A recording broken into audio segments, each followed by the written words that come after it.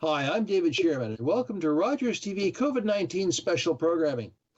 Our guest today is JD Moffat, who is Meaford Chamber of Commerce Director, and we're going to be talking about the situation in Meaford and some of the things that are happening in that part of Grey Bruce. JD, good to see you again.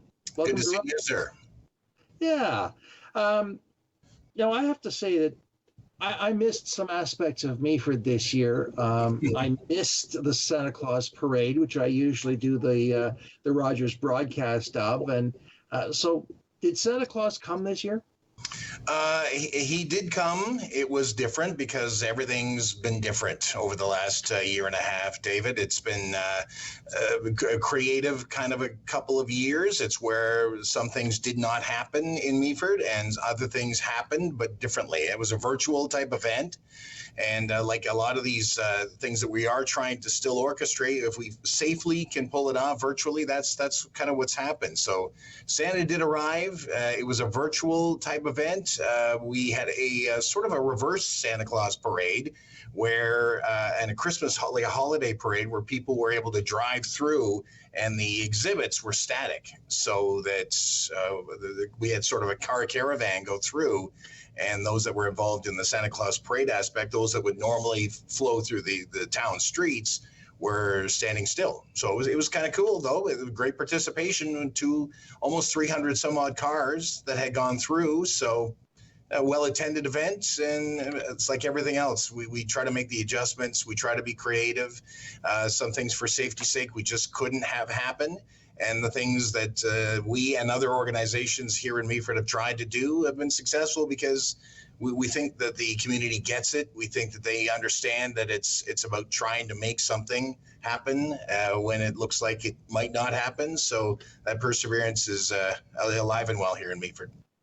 That's good to hear, because I know that we've all got these ways of doing things in our minds, but it's the innovation and inventiveness that has really, I think, brought out the best in people over this pandemic, over the last year, because we're into April now. And but that kind of thinking, that kind of experience, it's that the Santa Claus parade in Meaford showed is just that kind of spirit that we can have in this time of pandemic. It's great to hear.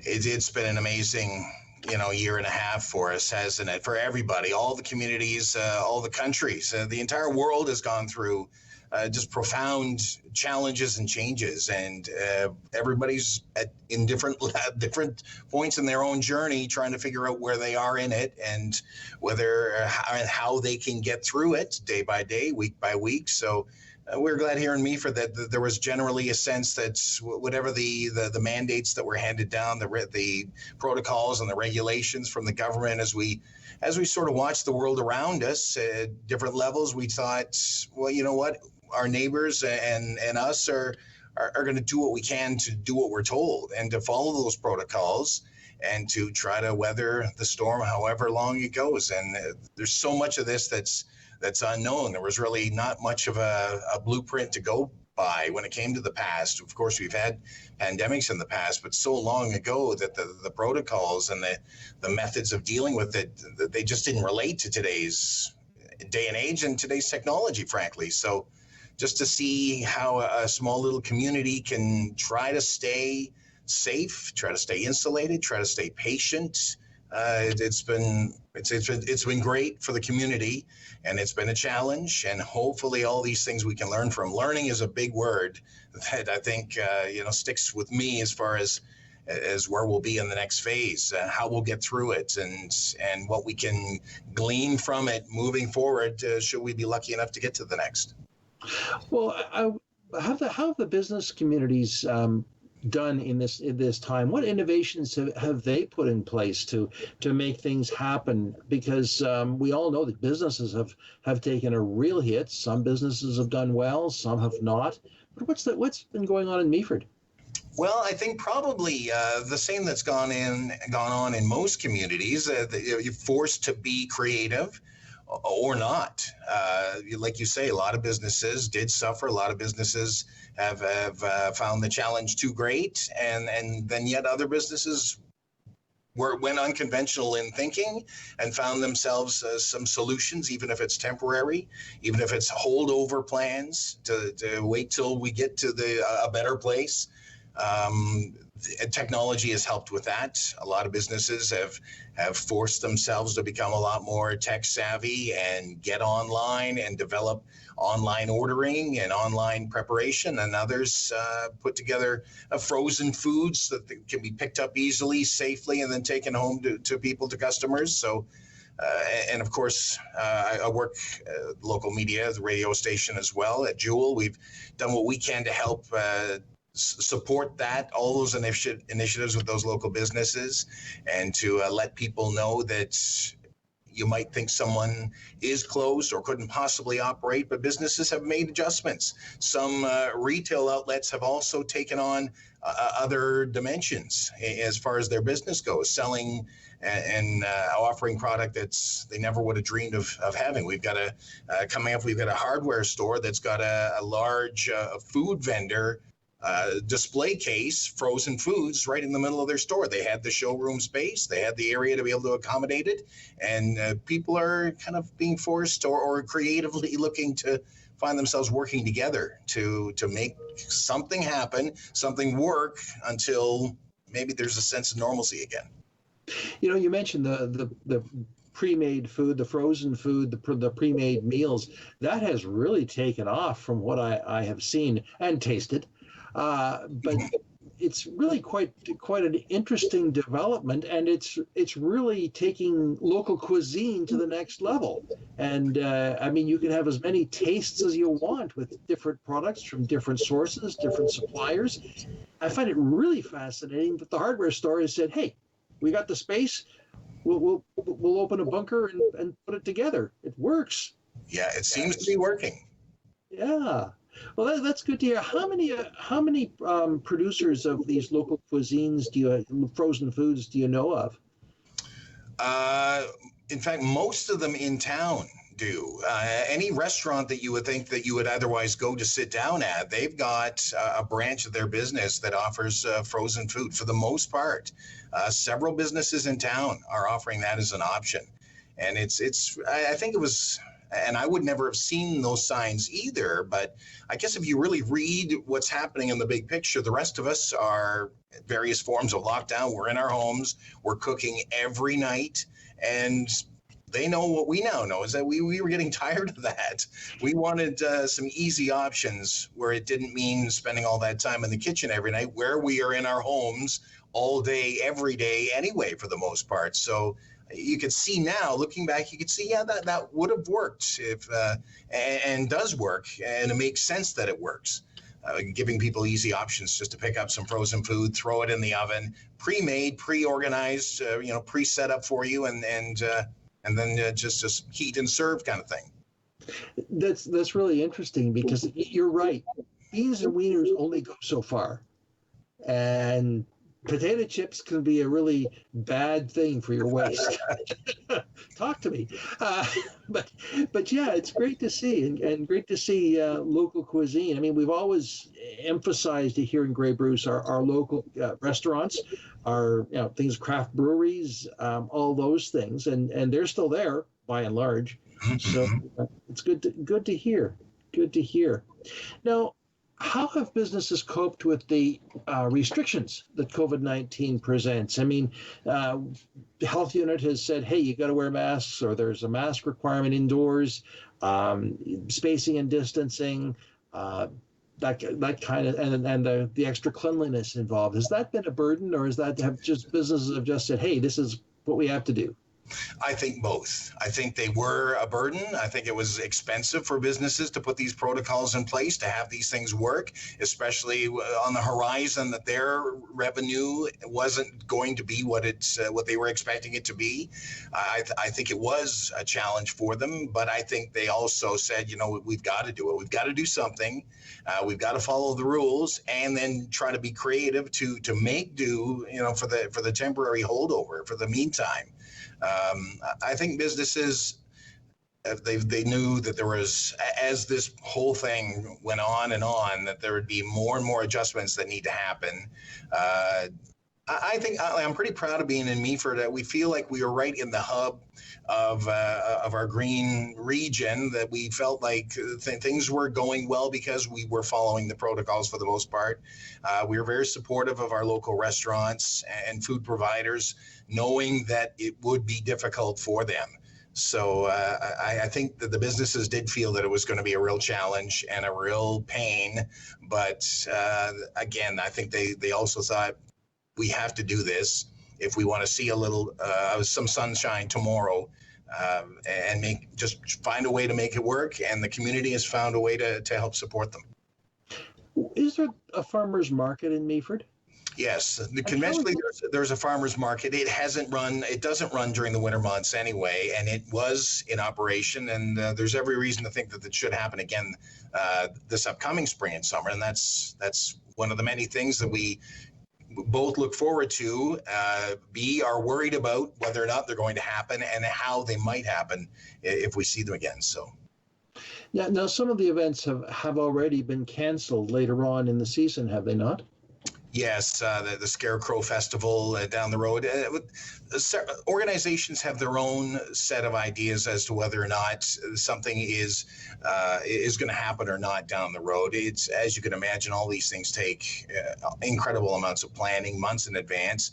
And if there's that much of an uncertainty down the road, then sometimes based on the nature of the event, if it's a large gathering outdoors or indoors, it's just one of those decisions that I think is best made earlier. Sometimes you wonder, we'll wonder as the world slowly starts to open up again, we'll wonder why this didn't happen. But knowing the preparation that goes into these events, many of them in months in advance, I don't blame an organization for pulling the plug, or at least letting people know early something might not be happening. It saves us getting our hopes up, but to know that the idea is still alive, and that the day will come when we have these events again. That's something we can look forward to. Sure, because I don't think people realize that there's always contracts that have to be signed, insurance that has to be arranged, and permits that have to be secured with the municipality. All of those things take time and energy and have to be done months in advance. So, Scarecrow is a good example of that great festival that's really a signature piece for Meaford. Now, the town hall has also had a lot of concerts in it, but that hasn't been happening either, has it? No, it hasn't. Early in the first wave, the hall was putting together. They were still doing movie nights. They were having the proper spacing and the masks being worn. And it's like anything else. Sometimes, as much as you'd want something to happen, as creatively as you've made this adjustments that it could happen, it just doesn't. It's not justifiable based on attendance, or based on just the work that needs to go to make it happen. So those events haven't been happening. Of course, we can't have any indoor concerts for quite some time at Meaford Hall, but I think more than anything in this community, there's that thought that these things will happen again someday. So I can put some positivity into being part of that when it does happen, that it's not gone, it's not dead, it's resting for a while, just like everything else. I think people feel like everything is even the things that don't happen after a year or a couple of years, say that they're still on hold. And I already feel like with the events that do happen, there's great support for them and great support behind them. So when these things come again, I think Meaford will support and represent maybe greater than ever, just because we can. When we get to those days where we're able to get together safely with protocols in place, I believe for a long time we'll be carrying our masks in our car. I think for a long time we'll be mindful of how far apart we sit and stand indoors and out. But I feel like there'll be great exuberant participants with the things that will be coming up when they happen again. I like to use the word sabbatical. Yeah, that's a good word. Of course, they're not canceled. They're just on sabbatical, and that does work, I think, because sabbatical simply implies, okay, it will be in the agricultural context, it's we leave it fallow for a year. I mean, hey, a good farmer will tell you there are certain crops you have to rotate your crops, and sometimes you have to leave the field fallow. So same thing. So there's your word for today for your next chamber meeting. We're just on sabbatical. Sabbatical, I like it. Well, I'm big on words. I was farm raised, so I appreciate your reference to the farmers' outlook towards letting a field sit for a year sometimes, and I love postponed much more than canceled. Canceled sounds so definite. So we postpone these things. Yes, and I think we started to hear that language as well when as things began to roll out, and we're still in that phase, and we'll just have to wait and see. Are there any particular events you have upcoming that you'd like to talk about? Well, the chamber, as you can imagine, that's our biggest role is to advocate for these local businesses and to help showcase positivity and to reflect adjustments that businesses are making to try to hold on, to try to get through these times, to get to the sunnier days ahead. We've got our regular events that we're still putting together, and we're making our own adjustments to make them happen. The annual general meeting, that's coming up very shortly, and that's going to be a virtual event, so anyone's invited to see that and to see that unfold. So we've got our community awards that we're just starting to post right now on Facebook and looking to get our nominees and nominations as far as businesses that have really done what they can to survive and in some cases even thrive in our markets because of even through what's happened. So that's still coming up this summer. We've got we usually do our auction event as well. That's a fundraiser for the chamber. That has always been a virtual event for the most part. So that is in place, and that's coming up a little later on in the summer. We've had a bit of we've made a separation this year between the chamber awards and the Meaford auction so that there's good focus on each event as it comes. So we still have good things coming, and a lot of these things were an easy adjustment to make fully virtual. There are challenges, of course, within it, getting donations, physically picking up the prizes and the donation items. That's a challenge in today's day and age as well. But we're still moving ahead with the main things that we do. Just out of curiosity, how many businesses are a part of the Chamber of Commerce? I don't know for sure. Kim, our administrator, would know that for sure. We've had a nice few even come on in this over the last few months because, as you can imagine, as time goes, many businesses see this as a new opportunity so that when the world does start to reopen a little, that they can be a part of that whole positive growth. And we've got a few businesses that are coming into town, setting up shop, building, and getting things ready for when that day comes as well. And I should know that number, but I don't. Our Kim Ware, our administrator extraordinaire, she knows all that on the fly, but our chamber group continues to grow, that's for sure. Well, that's your homework for after this interview, JD. That's your homework. It's interesting. Have you felt an impact from I hate to use the parallel of Amazon, but from businesses out of town, or have you found that customer loyalty has stayed with Meaford? Good question. I think you'd have to. That's probably on a house-to-house basis, household by household basis. I think. To my mind, I think the idea of Amazon was a brilliant one, and it has been now adapted and adopted with a lot of local businesses. I think the idea of having products, goods, and or services brought right to your home is something that's now being used a lot locally. We've got restaurants that deliver right to your home. They always did. We have other restaurants that never had that option that run that quite well. Right from their back kitchens straight to your home. Grocery stores do the delivery option in many markets, not just ours. So I think that concept they knew worked because of what they saw happening in some areas and even in some places here as well. And And I think local businesses thought, you know what, that's working for them. Let's make it work for us too, because I truly think you'd rather buy it locally. You want to pay a reasonable price, but you'd rather try to support locally doing it. And even if it was a small premium, it's about making sure your next door neighbor who you know runs a store is supported, because you know they do the same for you.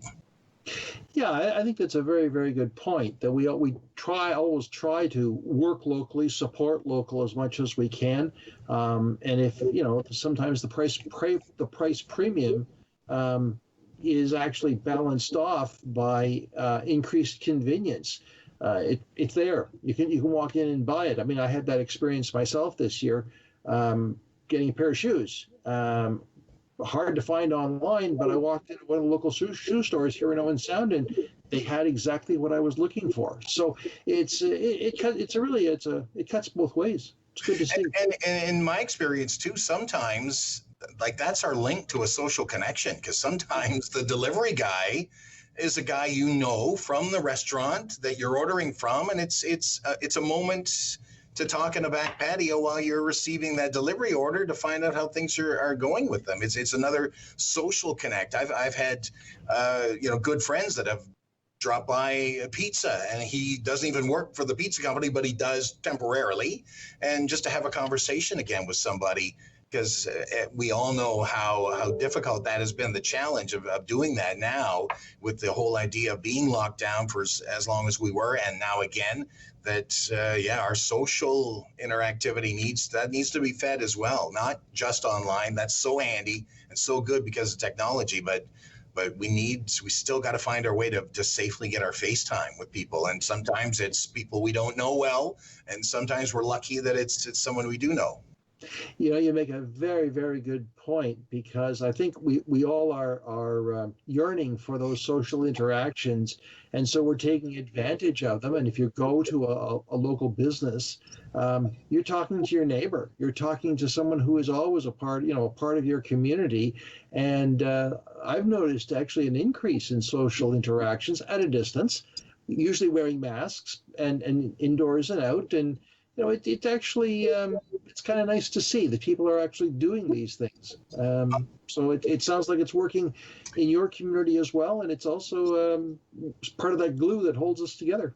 It is, and that's reflective of the attitude that we find a lot of people have here in Meaford, is that they will try to work out with what they've got. We're going to try to do with what the best of what we have. Our After 5 meetings are virtual. And at first, I can tell you that the chamber directors, all of us, we thought we won't be able to have these events because they're very interactive, very social. Not a whole lot of work necessarily even gets done. Some administration as to the chamber on things that are going on with the chamber, but there's just a lot of good time to talk and to have FaceTime with people. And we found initially that would be really hard to pull off, even virtually. But then we got some of the push from the chamber members themselves saying, why don't we have something like this? It can be easily done now virtually. And so we've resurrected the After 5 meetings, and the last one was very well attended. It's working with the technology to make do. That's all we're trying to do here. We've got about 5 minutes left, so I wanted just to touch on one thing. How have the businesses found the support from the province and the federal government? Has that been helpful to businesses locally? I think so. We've done with the chamber all we can to try to connect businesses with those lines of communication, those links to how they can be supported from the provincial government. I can appreciate that the nature of this entire thing. It hasn't affected everybody the same way. We know that certain regions are more affected than others. I feel in Meaford that we've got a sense that we're not insulated from it, because we know that what happens in the big city makes its way here, but we do appreciate that there's some distance, and that we can appreciate that there's a bigger issue, and it sometimes is centered around a bigger population. So, but we find that we've done all we can to connect these local businesses, those that are wanting to continue to dodge and weave and find their way through and meander through the maze that is this entire thing, and get some support where needed from the government. Sure. Well, I know that some of those conversations that I've had on other Rogers shows with the politicians are saying, "Hey, it's here. We're here to help," and it sounds like you're partnering with those same initiatives. Has the county also been supportive in all of this? Yeah, we feel we have. I feel like that's where it's not just about Meaford, but it's a part of Gray and Bruce, even where we feel like the most of the population has really worked hard at trying to do what we're supposed to do. We're trying to do the right things, with regards to our homes and our work and how that all interreacts. And we feel like I feel as though our local government has supported us that way as well. It shown that we are doing the right thing. We sometimes feel just by the information we get, where we see how we were the only region that was green for the last run, just before this last lockdown. So we feel we're on the right track, and I think we were getting that support from all the levels of administration and government that way. Good. That's good to hear, because I know that those things are always, actually, a double-edged sword. It's not without challenges, like everything else. And the technology, it's shown us at times the limits of the technology, because sometimes at the best of times, it was not always as simple as picking up the phone and calling someone and getting an answer. And now, with so much need in the province and even in the country, that those same lines of communication are tied up just extraordinarily. I can't even imagine. With every step of the way, we've seen how difficult it is to try to get answers, to try to get information. I feel like there's been a lot of effort going on all levels. So as long as you think someone's trying, you feel like you're on the same side as they are. So Sure. I feel like there's some good some stewardship that way. Sure. It's always good to hear the reaction from the from front line, simply because that's important stuff. And I know when I have these conversations on other Rogers shows, it's always they talk, but it's good to hear the other side of the story. Well, it's none of this has been easy, for sure. So yeah, the idea that we are at least given as much information as we can sometimes, I feel as though overall we might get too much information, but generally the sense that even if there's a problem or an issue or a challenge, that this is why, and keep trying. And that's all we're trying to do here in Meaford.